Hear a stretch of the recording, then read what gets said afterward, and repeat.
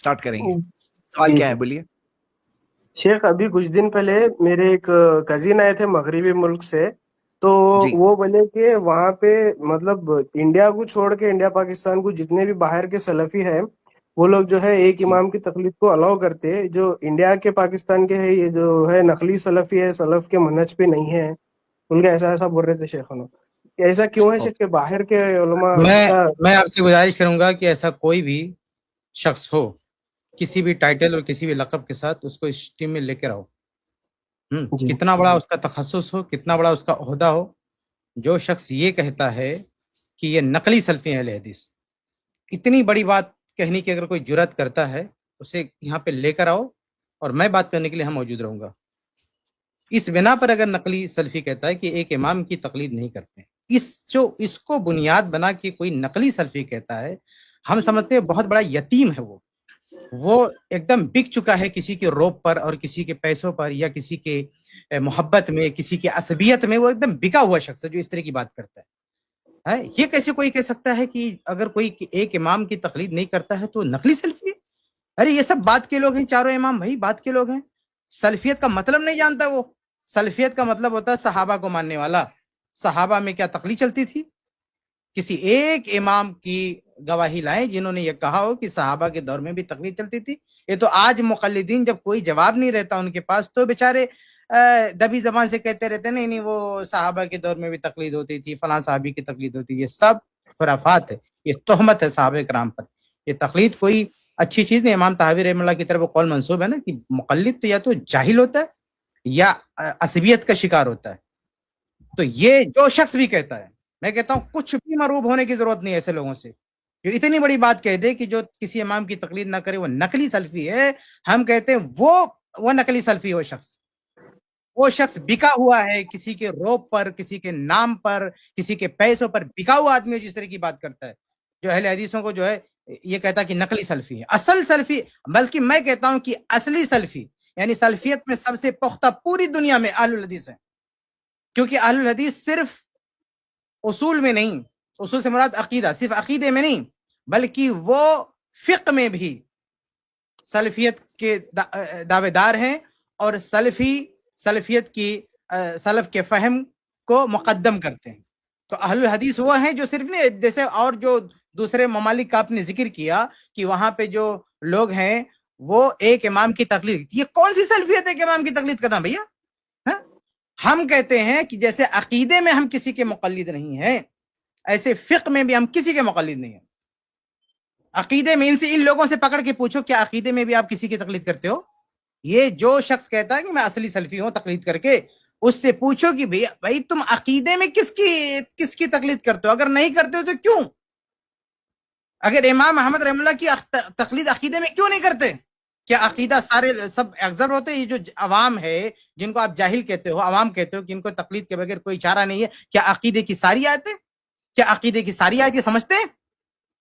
کیا سارا عقیدے کا سارا معاملہ ان کو سمجھ میں آتا ہے؟ کیا عقیدے میں باریکیاں نہیں، عقیدے میں اختلافات نہیں، عقیدے میں بحث نہیں، سب ان کے پلے پڑتا ہے؟ کیا عقیدے میں کسی کے مقلد نہیں ہے؟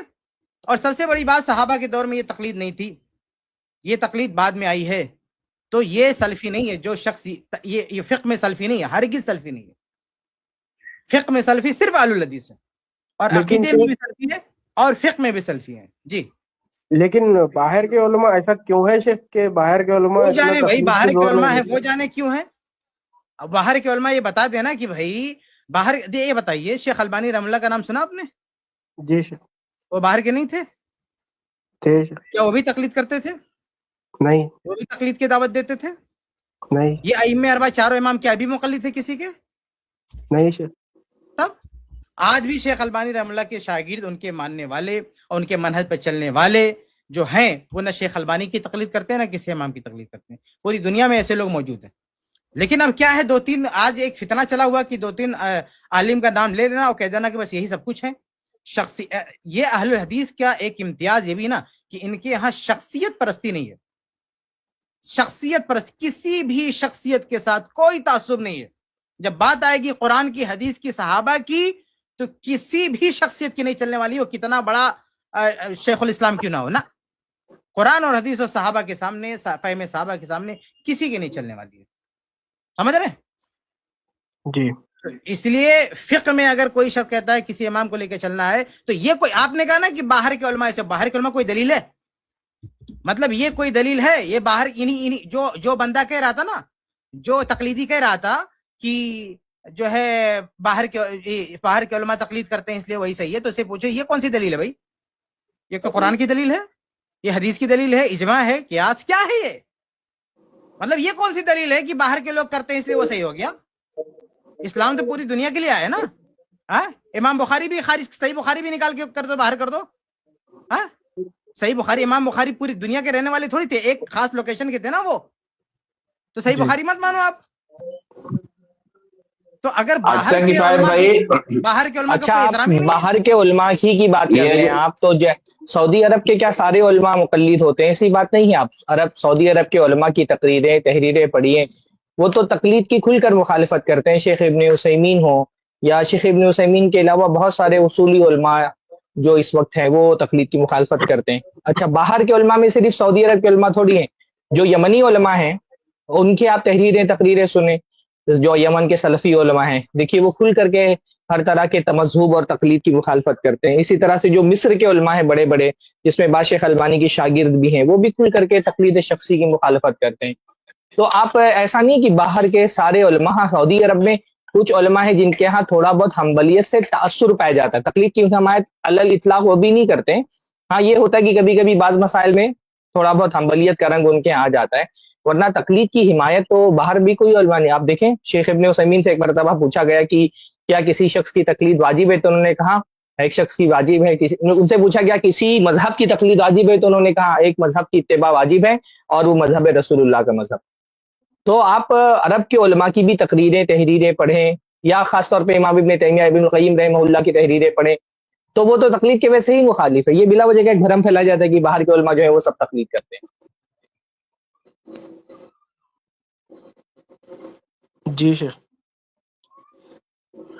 جی انشاءاللہ میں اور میں چاہ رہا تھا کہ آپ یہ بھی بتائیں کہ ماضی میں ایسا جو وقت جس میں ہندوستان میں جو محدثین کی خدمات ہے جو انہوں نے کیا تھا، صدیق حسن خان رحمہ اللہ وغیرہ، تو ایسے بھی بتائیں، کیونکہ بعض لوگ ایسا ہوتا ہے نا کہ باہر ایسے، یعنی انڈینز کی ایسے ہی ایک سائیکالوجی ہوتی ہے، یعنی انڈیا کی چیز سمجھو کم، فورن سے آئے ہوئی چیز آئے، مطلب انڈیا کا پہلی ہندوستان تو علم حدیث کا گہوارہ رہا ہے. دیکھیے ہندوستان میں مسلک کے اہل حدیث کی اشاعت کی ایک بہت بڑی وجہ یہ رہی ہے کہ ہندوستان تو حدیث پڑھانے والوں کا گہوارہ رہا ہے.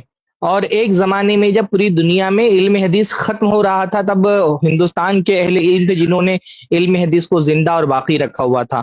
عرب و عجم سے لوگ آ کر کے، عراق سے آ کر کے، یمن سے آ کر کے، مصر سے آ کر کے لوگ ہندوستان میں اہل حدیث علماء سے علم حدیث کا درس لیتے تھے. خاص طور پہ میاں نذیر حسین محدث دہلوی رحمہ اللہ، ان کے شاگردوں کی آپ ایک لسٹ دیکھیں گے تو آپ یہ دیکھیں گے. اور اچھا، ہندوستان میں اور ہندوستان کے باہر جو اہل حدیثیت پھیلی، اس میں ایک بہت بڑا رول میاں صاحب کا ہے. میاں صاحب کے جو شاگرد تھے وہ پھیلے پوری دنیا میں اور ہندوستان کے کونے کونے تک کے پہنچے. اور آپ دیکھیں گے ہندوستان میں 200-250 سال پرانی جو مسجدیں ملتی ہیں، بعض مرتبہ بہت اندر کہیں دیہات میں ملتی ہے، اور معلوم کرو تو پتہ چلتا ہے کہ بھائی یہاں کوئی میاں صاحب کے شاگرد آئے تھے، ان کی دعوت پر لوگوں نے اہل حدیث کو قبول کیا ہے. تو ہندوستان میں اپنے آپ میں علم حدیث کی خدمت کی ایک پوری تاریخ رہی ہے، اور دنیا یہاں کے علماء سے واقف ہے. بلکہ شیخ البانی رحمہ اللہ نے غالباً کہیں پر لکھا ہے کہ انا حسنۃ من حسنات علماء الہند، کہ میں علماء ہند کی نیکیوں میں سے ایک نیکی ہوں. وہ اس کا کریڈٹ اپنے جو اپنا جو علم ہے، جو فضل ہے، اس کا کریڈٹ ہندوستان کے علماء کو دیتے ہیں. تو یہ تو ہندوستان کے علماء کی آپ تاریخ پڑھیں. زید بھائی نے یہ صحیح بات کہی کہ ہماری جو ابھی نئی جنریشن ہے وہ خاص طور پہ ہماری تاریخ سے واقف نہیں ہے. اس کو چاہیے کہ علماء اہل حدیث کی تاریخ پڑھیں، یہاں پر کیا ہے.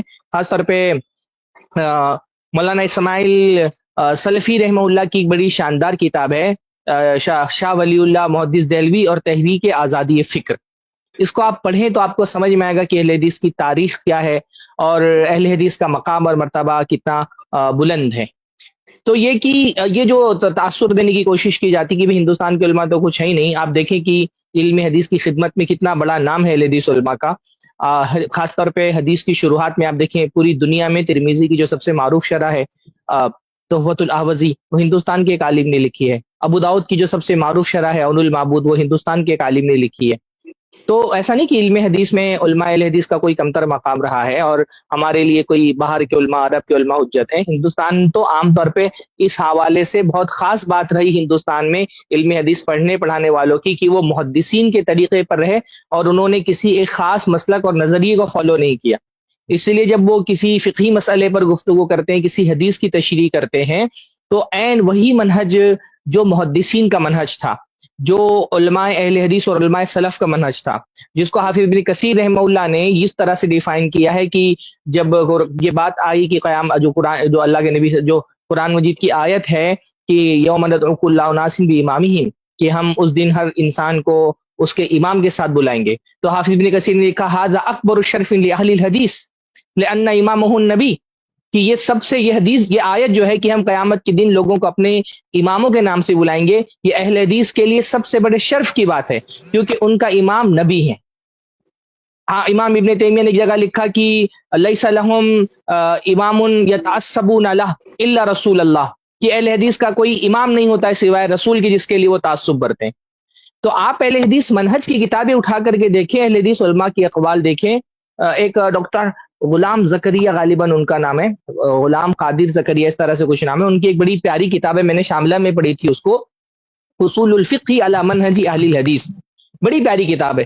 اس میں انہوں نے اپنے مقدمہ میں امام بخاری سے لے کر کے دیگر اہل علم کا جو اہل حدیث کے متعلق منہج بیان کیا وہ یہی ہے، لیس لہم امام یتعصبون لہ، کہ اہل حدیث کا کوئی ایسا امام نہیں ہوتا جس کے لیے وہ تعصب برتے ہیں.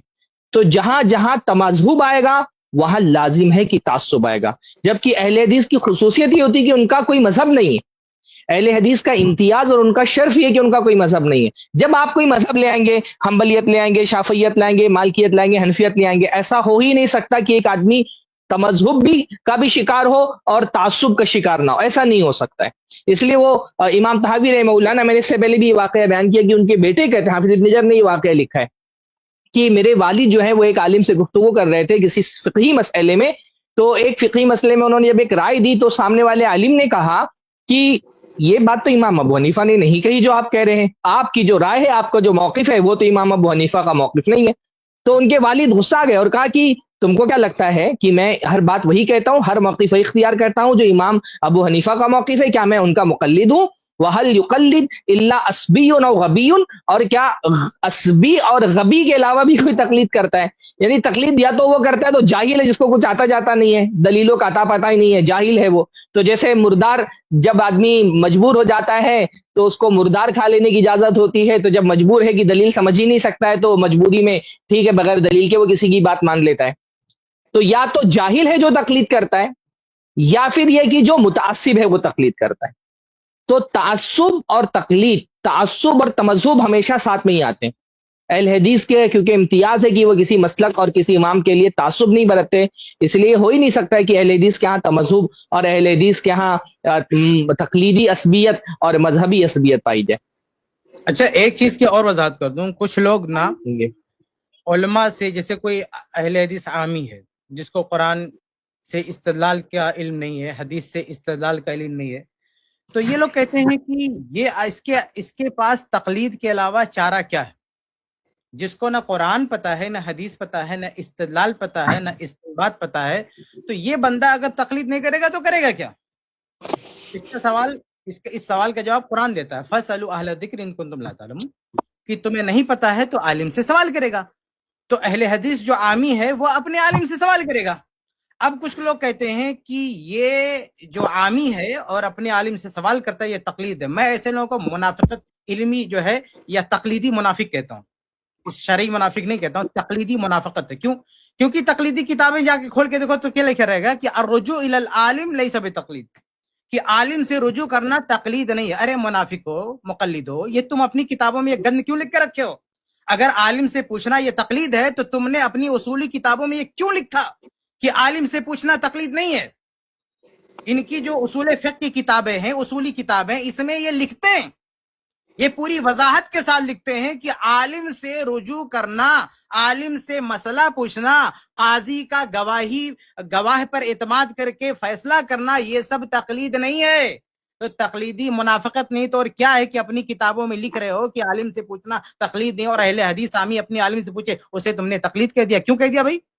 تو اگر کوئی اہل حدیث عامی اپنے عالم سے مسئلہ پوچھتا ہے تو یہ دو وجہ سے تقلید نہیں ہے. نمبر ایک, سلف میں سے کسی نے اس کو تقلید نہیں کہا.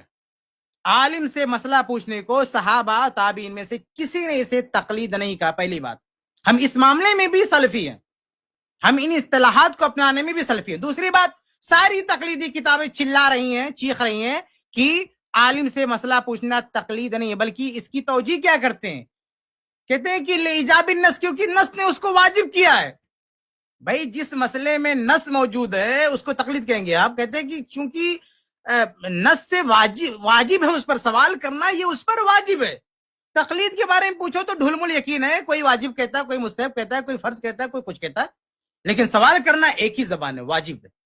آپ کسی بھی تقلیدی سے پوچھو, چھوٹا تقلیدی, بڑا تقلیدی, بیچ کا تقلیدی, کوئی بھی تقلیدی ہو, اس سے یہ سوال کرو کہ کسی عامی کو نہیں آتا ہے تو عالم سے سوال کرنا اس کے لیے کیا ہے, تو جواب ایک ہی آئے گا, واجب. عالم سے سوال کرنا واجب, لیکن تقلید واجب ہے, فرض ہے, کیا ہے, وہ دنیا بھر کی جتنی منہ اتنی باتیں ہیں. لیکن یہاں پہ پوری دنیا کی زبان پر ایک ہی بات ہے کہ عامی کے لیے سوال کرنا واجب ہے. سب کا اس پر اتفاق ہے, کوئی اختلاف نہیں ہے. تو عامی سے سوال کرنا یہ تقلید نہیں. یہ کون کہہ رہا ہے بھائی؟ سلف نے تقلید نہیں کہا, اور یہ تقلیدی کتابیں کہہ رہی ہیں. ان کی کتابیں کھول کر تو دیکھو کہ ان کی کتابیں کہہ رہی ہیں کہ تقلید نہیں. اور اس کے پیچھے مجبوری کیا پتا؟ ایک پرابلم یہ ہے کہ اگر یہ مان لیں اس بات کو کہ عالم سے پوچھنا تقلید ہے, تو کیا چاروں اماموں کی تقلید ممکن ہے آج؟ کوئی آ کے مجھے سمجھائے, کوئی مقلد آ کے مجھے اس ہسٹری میں پکڑ کے لاؤ کسی کو جو مجھے سمجھا دے کہ اگر عالم سے پوچھنا یہ تقلید ہے تو ارے میاں بتا یہ چاروں کی تقلید کیسے کروائے گا بھائی؟ کوئی حنبلی عالم سے پوچھے گا تو اس کو اس عالم کا مقلد ہوگا نا. امام احمد کرم اللہ کا مقلد کیسے ہو گیا؟ کوئی حنفی سے پوچھے گا تو اس حنفی دیوبندی بریلوی کا مقلد ہوگا. امام ابو حنیفہ رحمہ اللہ کا کیسے ہو جائے گا؟ لیکن اگر یہ لوگ کہتے ہیں کہ نہیں, دیوبندی سے پوچھنے پر بھی وہ ابو حنیفہ ہی کا مقلد رہے گا, بریلوی سے پوچھنے پر بھی وہ ابو حنیفہ رحمہ اللہ ہی کا مقلد رہے گا, کیونکہ دیوبندی بریلوی اپنا مسئلہ نہیں بتاتا ہے, وہ ابو حنیفہ کا بتاتا ہے, تو اہل حدیث عامی اپنے عالم سے پوچھنے کے بعد بھی متبع رسول رہے گا, کیونکہ اس کا عالم اپنی کسی شخصیت کا مسئلہ نہیں بتاتا ہے, قرآن حدیث و صحابہ کا مسئلہ بتاتا ہے. سمپل سی بات ہے, بہت ہی واضح بات ہے. تو یہ جو شکل ہے, میں نے کسی ہسٹری میں بتایا تھا کہ تقلید کی کچھ 4 قسمیں بنتی ہے. جو چوتھی قسم ہے کہ بلا وجہ اس کو تقلید کر دیتے ہیں. ہم اس کو تقلید مانتے ہی نہیں. چیز کو عالم سے مسئلہ پوچھنا یہ تقلید ہے ہی نہیں, اور یہ ہم نہیں. میں بار بار میں پھر ریپیٹ کرتا ہوں کہ ایسے میرا کہنا نہیں, یہ تقلیدی کتابیں چلا رہی ہیں, یہ تقلیدی کتابیں چیخ رہی ہیں کہ یہ تقلید نہیں ہے. کیونکہ اگر وہ یہ مان لیں اس کی تقلید کو تو ائمہ اربعہ کی تقلید نہیں کروا سکتے. تو سب سے بہترین موقف سلف کا موقف ہے. سلف نے اس کو نہ تو تقلید کہا ہے اور نہ ان تقلیدی کتابوں نے اس کو تقلید کہا ہے. اس لیے اہل حدیث کو کیوں تقلید مقلد بولتے بھائی؟ اہل حدیث کیسے مقلد ہو جائے گا؟ تقلید تمہیں مبارک ہو, تم سر پر تاج سجا دو تقلید کا, ہمیں کوئی اعتراض نہیں ہے, لیکن اہل حدیث تقلید نہیں کرے گا. جو پکا اہل حدیث ہوگا, پختہ اہل حدیث ہوگا, اس کے لیے قرآن حدیث صحابہ کافی ہیں. انہیں تقلیدی اماموں کی ضرورت نہیں ہے, اسے اپنے علماء کی ضرورت ہے. آج جو علماء زندہ ان کی ضرورت ہے, جو سلف کے علماء ان کی بھی ضرورت ہے, ائمہ اربعہ کی بھی ضرورت ہے. لیکن ان تقلیدیوں کی کوئی ضرورت نہیں ہے جو تقلید کا پرچار کرتے ہیں اور تقلید کے جال میں سب کو پھانستے ہیں.